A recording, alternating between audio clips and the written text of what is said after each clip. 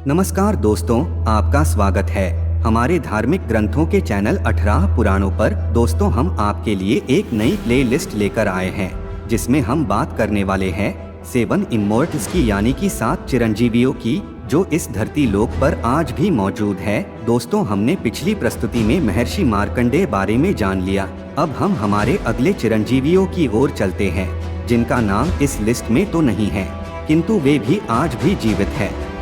दोस्तों, हमने अभी सभी इमोर्टल्स की बात कही है। अब यहाँ पर सबसे बड़ा सवाल यह उठता है कि इमोर्टल्स होने का क्या मतलब है, या चिरंजीवी होने का क्या मतलब है, या फिर हम यूँ कहें कि अमरत्व को प्राप्त करने का क्या अर्थ है। अगर एक लाइन में इसका जवाब दें तो इसका सीधा सा मतलब है कि आप इस काल चक्र के समय को मात देकर युगों तक जीवित रह सकते हैं। आप इस ब्रह्मांड के अंत तक जी सकते हैं। लेकिन यह बातें सुनने में बड़ी अच्छी लगती है, पर इसे समझने में थोड़ी मुश्किल हो सकती है।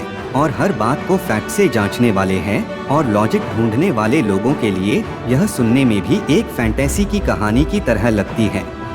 दोस्तों, अब आपने हमारे पहले के हर एक प्रस्तुति में ये देखा है कि ये जितने भी इमोर्टल्स है वो सतयुग, द्वापर युग और त्रेता युग से आते हैं, और वहीं आज कलयुग में भी जीवित हैं। इसी सतयुग, त्रेता युग और द्वापर युग को हम डिवाइन युग भी कहते हैं। अब सवाल यह भी उठता है कि इन तीनों डिवाइन युग से ही क्यों मिला? कलयुग में किसी इंसान को इमोर्टल्स का वरदान क्यों नहीं दिया गया? क्या कलयुग में भी ऐसा ही कोई या चिरंजीवी हो सकता है? जवाब है शायद नहीं, या फिर शायद हाँ, क्योंकि इस बारे में कुछ कह पाना भी बहुत मुश्किल है। पर अगर सतयुग की बात करें तो वह युग और उस युग में जो एनर्जी लेवल था, मतलब ऊर्जा का स्तर था, वह आज कलयुग की तुलना में कहीं अधिक था। अगर हम इन डिवाइन युग की कहानियां सुने और पौराणिक और वैदिक मान्यताओं के अनुसार हिंदू धर्म की सच्चाई को समझने का प्रयास करें तो हम देखेंगे कि हिंदू धर्म में 3 देव होते हैं जिन्हें त्रिदेव कहा जाता है। इसका अर्थ है ब्रह्मा, विष्णु और महेश। दोस्तों, अब बात दरअसल ये है कि हमारी ये संस्कृति बहुत ज्यादा पुरानी है, इसलिए आज वेदों के बजाय पुराणों में देवों को, मतलब मेल गॉड कैरेक्टर्स को बहुत ज्यादा महत्व दिया जाता है।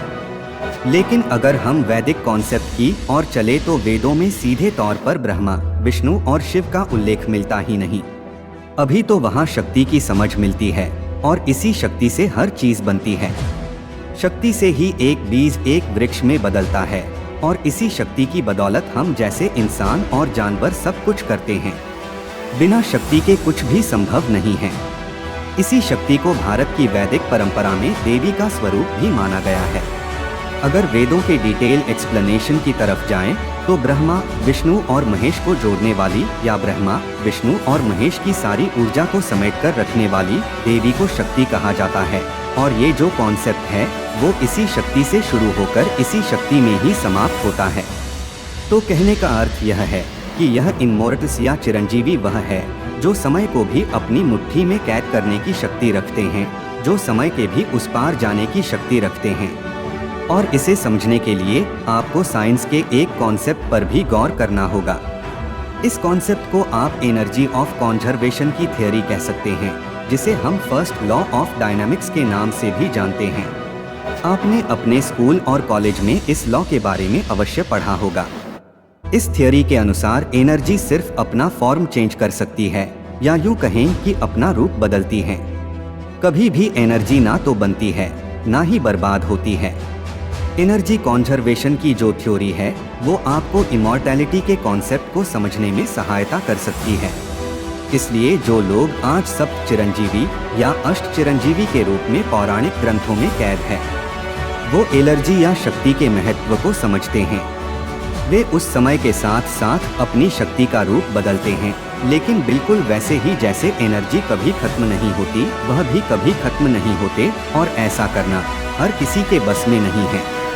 तो आप यह समझ सकते हैं कि हो सकता है आज वह हमारे ही बीच हो, पर बस उन्होंने अपना रूप बदल लिया हो, लेकिन हम उन्हें पहचान ना पा रहे हो। और हो सकता है कि वो हिमालय की किसी गुफा में कैद हो, या स्वयं को उन्होंने कैद करके रखा हो सकता है वो पत्थर के आकार में रचकर बस गए हो, ऐसे पत्थर में जिसके अंदर जान भी है, लेकिन हम उसे पहचान ना पा रहे हो। बस यही कारण है कि उन तीनों डिवाइन युगों में हमारी ऊर्जा का स्तर बहुत ज्यादा हाई था। इसीलिए उन 3 युगों में ही यह आम लोगों के बीच मौजूद थे।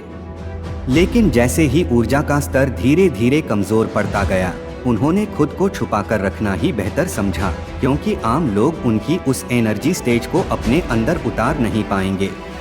अभी यहाँ पर एक सवाल यह है कि क्या सिर्फ 7 या 8 चिरंजीवी ही मौजूद है, या कुछ ऐसे ही अननोन कैरेक्टर भी हैं जिन्हें इमोरल्स का टाइटल दिया जा सकता है। इस बात को जानने के हमारे साथ बने रहिए अगली प्रस्तुति में। आज के लिए बस इतना ही।